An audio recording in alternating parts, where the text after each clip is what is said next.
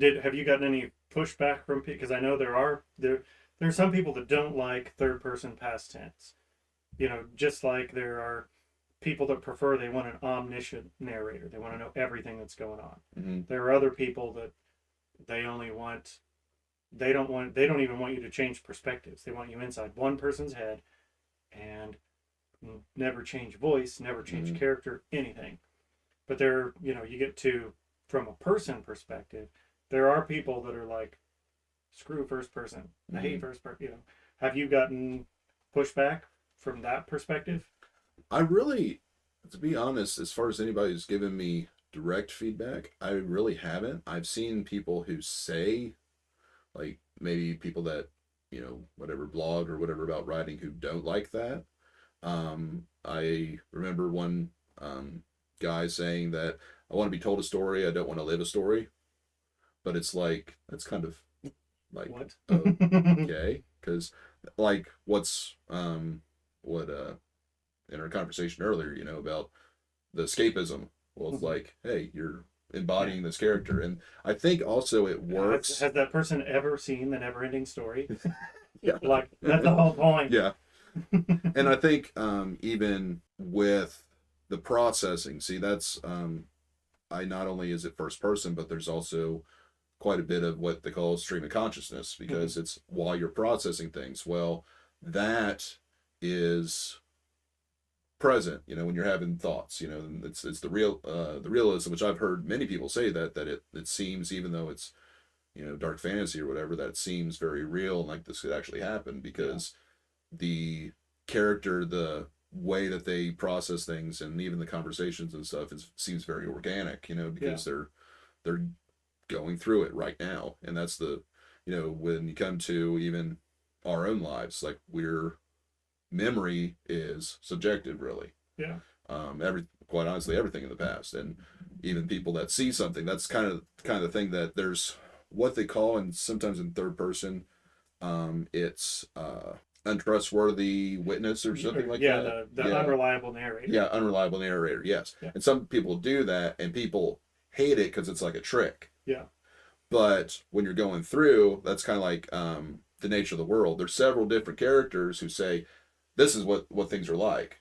Yeah. But everything's different because that's their perspective. That's how they see it. Yeah. And that's what I like doing with this book, that a lot of times immortal creatures or vampires or whatever, they like are somehow like omniscient and this is always how it is. And they know everything that's ever happened and all this kind of stuff. And they're like these gods. Well, they might think that they are, but they really aren't. Yeah. And, it's just like, well, they're like everybody else. They've experienced this. They think the world is this way, but do they have all this secret knowledge and all this everything? It's like, well, some have more than others, but still they all have a different opinion of what their purpose is in life, just like everybody else.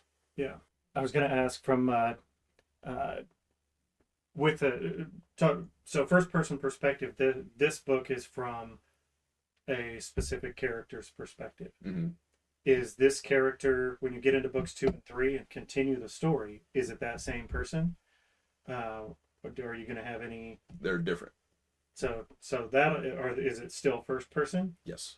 Okay, so that'll be interesting to see, like, because you're writing from, the detective's head.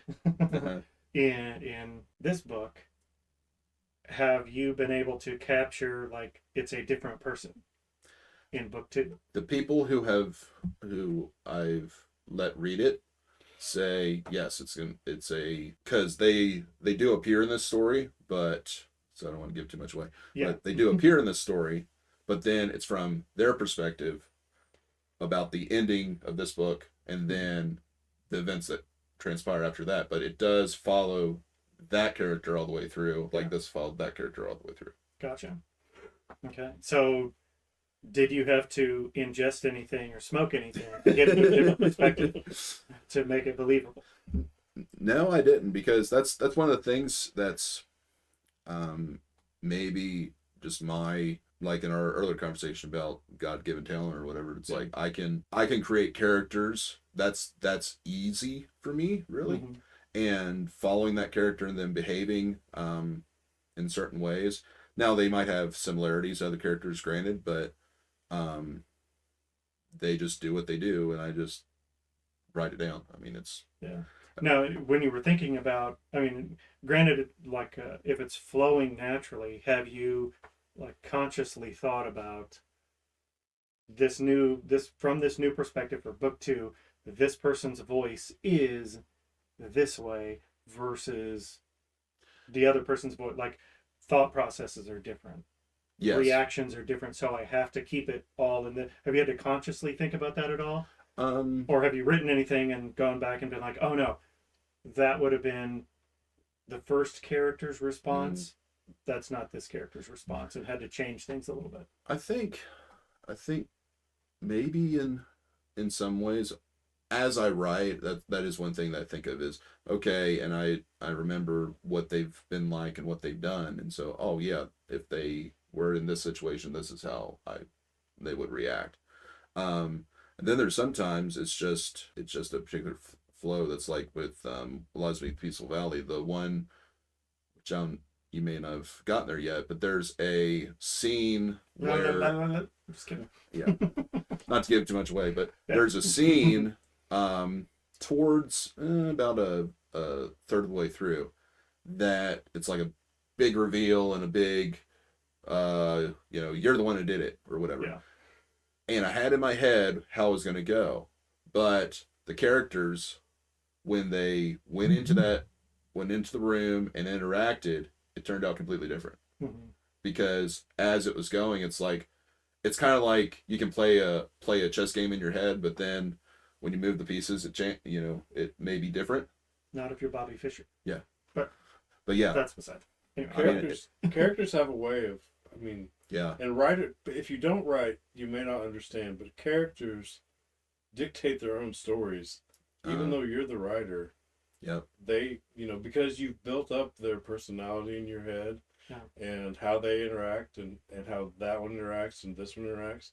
So your story, at least our story, has been dictated not as much by our characters as our own ideas, and that's probably the same kind of thing. Yeah. And I think, not to, pat yourself on the back or whatever, but it's like, I think there's whatever it is, movies, books, whatever, the ones that shoehorn characters where they're doing things like, why are they doing that? That doesn't make any sense. I think good writing or great writing is when that makes perfect sense, or even I didn't see that coming, but I understand why it happened. Yeah. And that's in keeping with that character. Yes, that's what that character would do. So I think, again, that's making a stronger, more authentic story. So that's great. I mean, that's the kind of story, again, I think every writer should think, would I want to read this? Yeah, we've had that conversation about, I don't want to write something, and some of the changes that we've considered making, where people have said, well, I'd like to see this, or I thought maybe you could do this, and then we talk about it. Some of those things we adopt, and then other things we're like, no, that's like our story doesn't flow that way. Yeah. It's not like that would be a great suggestion if you were the one writing the story, because it might go the direction that the characters, as they develop in your mind, push the narrative or push the plot. But we've changed, as our characters grow and our characters developed, we've completely upended plot lines and shifted the direction. And I mean, that's really a big driver of how we even went from a book to a trilogy to now, a 3-part, 14-book saga that we're undertaking. Yeah. So has that happened with this book, the Wolf Hunter book, it's first person, and we talked a little bit ago about you were coming up on the end, and with those last few chapters you were like, aha, this story's gonna keep going. Was it a plot point? Was it a character point? What was it that drove? Did the perspective of your characters have an influence on expanding that plot and extending the story? Yes, because at the climax and then after, it made, maybe that's the explanation, is there was more story there, I suppose. Yeah. So if that was enough and that was time to wrap it up, that's what would have happened. But because there's more story to tell, just like, finding words or whatever, it's like there's just more to tell, and so it's more than this first book can hold. Yeah. So